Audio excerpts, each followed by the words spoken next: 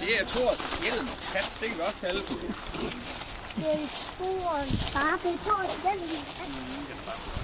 Og tanken var ikke andet, at det skulle være Thors hjelm. Og ja, så blev inspirationen, da jeg var i gang med, at da jeg fik hullet ud, så kunne man jo stikke hovedet ind og så prøve at være Thor.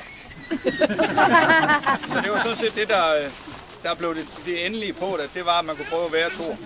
Og han er en ret stor herre. Så man kan godt have en på.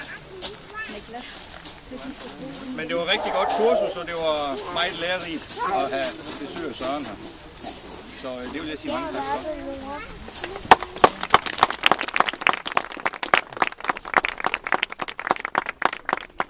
Og så er det Brian Falkenham.